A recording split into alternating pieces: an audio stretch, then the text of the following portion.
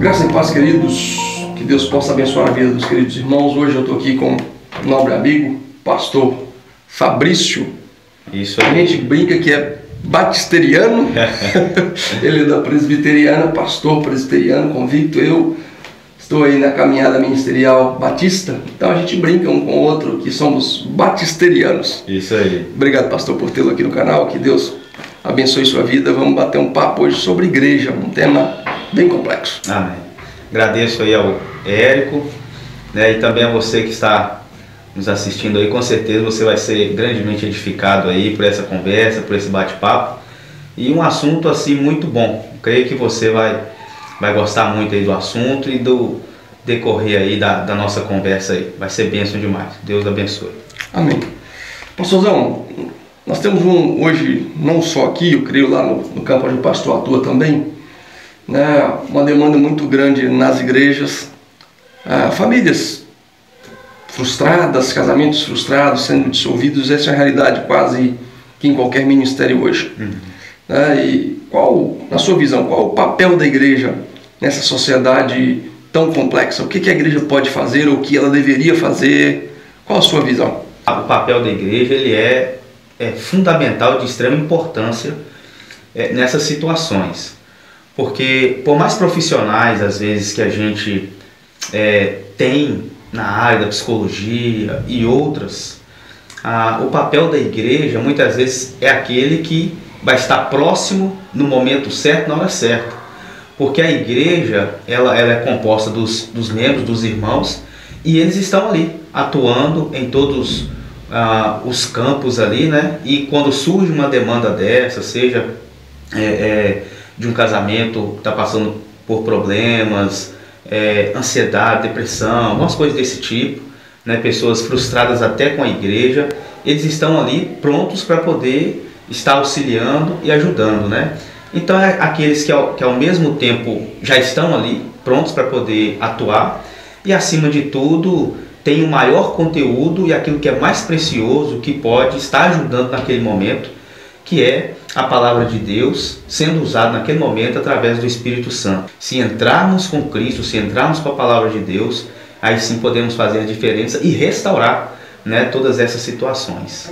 Nesse contexto, pastor, o que talvez mais me chama a atenção e talvez o que mais me incomoda, um número assustador, é os famosos desigrejados. As pessoas se desiludem, né, com a igreja, estão desiludidos com a igreja, às vezes com a associação, a convenção, não importa, mas de certa forma tomaram uma certa distância da igreja. Qual seria a sua visão? Por que desse fato, dessa avalanche crescente aí dos famosos desigrejados? E quais são as causas? São N's, né? Você tem pessoas que se frustraram com o pastor, se frustram com o sistema da igreja. A gente tem vivido tempos onde igrejas elas são mais movidas a viés financeiros do que realmente abençoar e estar ali para ajudar. Elas querem só retirar. Outros, às vezes, que acaba acontecendo, mas são escândalos no próprio púlpito, né? Pastores, às vezes, lidando com situações as quais eles caíram em pecado, e isso mancha o nome de Cristo, mancha o nome da igreja, e essas pessoas vão também deixando a igreja e vivendo então à parte, né? Existem também aqueles que discordam de alguma coisa da igreja, né? Às vezes discorda do princípio, por exemplo, de dízimos. Não acredito em dízimo, não creio em dízimo, então eu ou sair da igreja, ou não concorda com o governo da igreja, e por aí vai. Até mesmo a convivência com o irmão, e nessa convivência, nesse laço, ele acaba sendo ferido, ele acaba sendo machucado, e ele acaba saindo da igreja, e vivendo então à parte. Então eu vejo assim que nós temos muitos motivos para a gente poder fazer um diagnóstico de por que eles estão realmente deixando a igreja, saindo da igreja e formando, né, e aumentando cada dia mais esse grupo aí de desigrejados, né?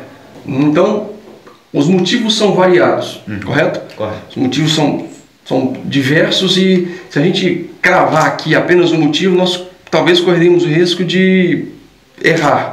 Porque cada cidade tem seu contexto, né? Cada igreja tem seu contexto. Então eu conheço alguns, eu não concordo com a forma como a igreja é liderada, com a forma como a igreja é direcionada. Não, eu estou saindo por causa do pastor, eu estou saindo por causa disso, daquilo. Então, mais uma coisa é a pergunta talvez chave, né? Isso pode ser tratado através da palavra? Ou melhor dizendo, se nós nos voltássemos à pregação genuína, esses problemas seriam resolvidos, amenizados ou seriam dissipados? Qual a sua visão? A Bíblia, ela trata tudo isso, ela sana esses problemas, ela estanca essa sangria, porque de fato parece uma hemorragia que está acontecendo, né? Então, talvez nós não estamos pecando, seja no púlpito sadio da pregação da palavra, onde, sabe, que hoje a pregação infelizmente está caminhando nesse viés. É muito satisfazer o meu desejo, aquilo que eu quero, mas não está voltado para o que a Bíblia ensina, os princípios. Né? E as nossas igrejas às vezes estão sendo mal acostumadas, né?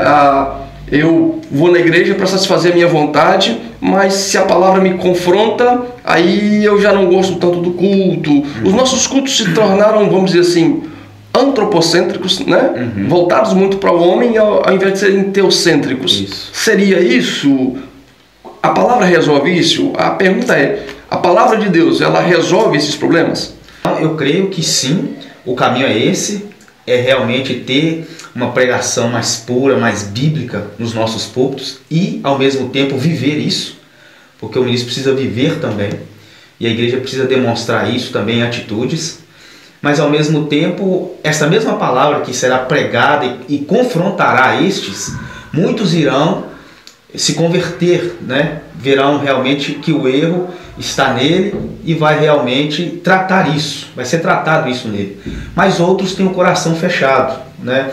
A gente poderia usar bem rapidamente aqui a questão do semeador, que saiu a semear, e a semente era a palavra de Deus, e tinha ali pelo menos 4 solos, as quais a palavra caiu. E a gente viu que apenas um era o solo fértil, que ela realmente pôde produzir algo. Pastorzão, o que ocorre? Nos dias que a gente vive, a gente tem aí pessoas que estão decididas, né? E falam assim, a igreja sou eu. Eu vou congregar em casa, eu posso servir a Deus em casa, que está tudo tranquilo. No templo dos apóstolos, a igreja primitiva era nas casas. Essa interpretação bíblica, ela é correta ou eu estou interpretando da minha forma? Você está interpretando da sua forma, né? É claro, sim, começou nas casas, era de casa em casa, contudo, sempre com a finalidade de se organizar em igreja, e nós vemos isso no contexto de Atos, né? No decorrer do contexto de Atos, nós vemos Paulo, né, e outros irmãos pregando o Evangelho, abrindo igreja, deixando igrejas formadas, né, e colocando pessoas capacitadas para continuar o trabalho ali nas igrejas, enquanto eles iam plantando e formando outras igrejas, né? Então a gente vê que o contexto é muito além do que simplesmente eu ficar na minha casa e poder então desfrutar de uma vida com Deus sozinho, né? A Bíblia ela vai usar outras figuras bem interessantes, né? Ela vai usar a figura de um corpo, que nós somos como um corpo bem ajustado. Se nós olharmos lá em Efésios 4, versos 15 e 16, ela também vai tratar nós como a figura de uma árvore, né? A videira, que nós somos os ramos, né? Também lá em João capítulo 15, versículo 5, vai tratar de nós também junto, como igreja, como um rebanho, falando aí do aprisco e o pastor que cuida desse rebanho no aprisco. João também capítulo 10, verso 1 e 2 em diante. E também vamos ter a figura como um edifício, que nós somos pedras, né, edificados na base que é Cristo Jesus, e essas pedras vão sendo colocadas e formando então um edifício. E também como família, né, lá em Efésios capítulo 2, verso 19. Então a gente vai vendo que a igreja ela é colocada em diversas figuras, né, através das escrituras, dando essa importância dessa unidade e não de algo unitário para viver só, mas realmente em conjunto, em família, né, algo que nós precisamos buscar aí com certeza e que é o ideal. Não é ideal, Deus não nos fez para ficar sozinhos ou sermos conduzidos a sós, né? O Salmo 133 diz, né, ó como é bom, né, que os irmãos vivam em união. É interessante porque quando esses desigrejados eles tendem a buscar, geralmente eles buscam nas mídias sociais, às vezes vem vídeos, cultos online e coisa e tal, nada contra, é muito bom. Contudo, quando ele precisar de uma assistência, quem pode aconselhá-lo, por exemplo, se ele tiver com dificuldade no casamento? Essa sua fala é interessante, pastor, porque o que ocorre? O que eu vejo muito hoje, né, o contexto que a gente vive muito hoje, as pessoas parecem que estão se acostumando a serem pastoreadas pela internet, os famosos pastores de youtuber. Uhum. Mas nesse contexto de internet, você apenas escuta uma palavra. Pode até ser direcionada, e tem excelentes pregadores por aí, né, que pregam a genuína palavra de Deus. Eu também escuto alguns, o senhor também escuta alguns. Com certeza. Né? Mas essa questão do aconselhamento mais de perto, o tratamento pastor e ovelha, não ocorre. Talvez você que é um desigrejado, dificilmente você vai ter um pastor que talvez você acompanha citando o seu nome, fazendo uma oração por você especificamente. E esse papel é muito importante de nós, aqui como pastores, orando pelas nossas ovelhas especificamente e pelos problemas delas também especificamente.